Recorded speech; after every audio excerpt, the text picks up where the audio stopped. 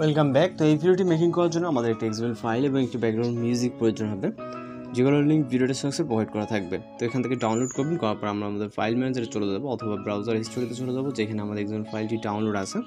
তো এখান থেকে এক্সএমএল ফাইলটিকে ট্যাপ করে ধরে এখান থেকে শেয়ার অপশনে ক্লিক করবো, অথবা যে ওয়েতে আপনি শেয়ার করে থাকেন জাস্ট এলাইট মোশন অ্যাপ্লিকেশনটাকে সিলেক্ট করে দিলে কিন্তু আমাদের এক্সএমএল ফাইলটি এলাইট মোশন অ্যাপ্লিকেশনে ইম্পোর্ট হয়ে যাবে। যাওয়ার পর আমরা সরাসরি আমাদের ফোন থেকে এলাইট মোশন অ্যাপ্লিকেশনে ওপেন করবো এবং এখান থেকে আমরা প্রজেক্ট অপশনে ক্লিক করবো। দেন আমরা আমাদের এক্সএমএল যে প্রজেক্টে ইম্পোর্ট করলাম এটাতে উপর একটা ক্লিক করবো। ওকে, এবং আমরা সরাসরি এখান থেকে ফন্ট মিসিং দেখাচ্ছে, এটা সমস্যা না। তো আমরা নিচে চলে যাব, এখানে নিচে যে লেয়ারগুলো আছে এই লেয়ারে বড় একটা লেয়ার আছে। ওকে, তো এই লেয়ারটাতে ক্লিক করবো। ক্লিক করার পর এরকম অপশন আসলে ওকেতে ক্লিক করে কালার অ্যান্ড ফিল এবং মিডিয়া ডট ফন্টে ক্লিক করবেন। এরপর আমরা একটা পিকচার সিলেক্ট করে এখান থেকে প্লাস ওখানে চাপ দেবো। ওকে, আমরা একটা পিকচার সিলেক্ট করে নিব এবং এই পিকচারে আমরা ইন্ডিংয়ে চলে যাব। রাইট সাইডে দেখবো যে আরও বেশ কিছু লেয়ার আছে রাইট সাইডে, এটা শেষে এবং ওইগুলোর শুরু আপনি দেখতে পারবেন।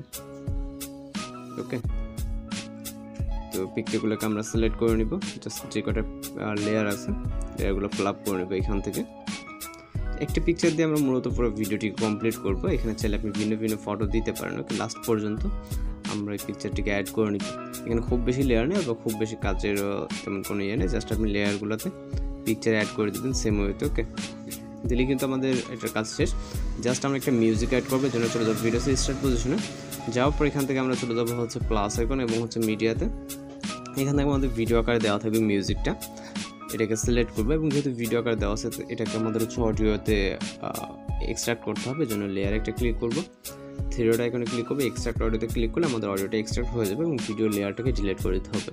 জন্য ভিডিও লেয়ারের উপরে ক্লিক করে ডিলিট অপশনে ক্লিক করবো, তাহলে কিন্তু আমাদের ভিডিও লেয়ারটা ডিলিট হয়ে যাবে।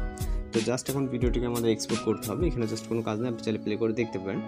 সব কিছু ঠিকঠাক থাকলে আমরা এখান থেকে সেটিংয়ের পাশে যে এক্সপোর্ট অপশন উপরে এখানে ক্লিক করবো এবং ভিডিও রেজলিউশন সিলেক্ট রেখে এক্সপোর্ট অপশনে ক্লিক করলে আমাদের ভিডিওটি কিন্তু এক্সপোর্ট হতে শুরু হবে। তো এখানে 100% হলে ভিডিওটি কিন্তু কমপ্লিট হয়ে যাবে। তো আজকের এই পর্যন্ত দেখা হচ্ছে পরবর্তী কোনো ভিডিওতে। ভালো থাকবেন, সুস্থ থাকবেন।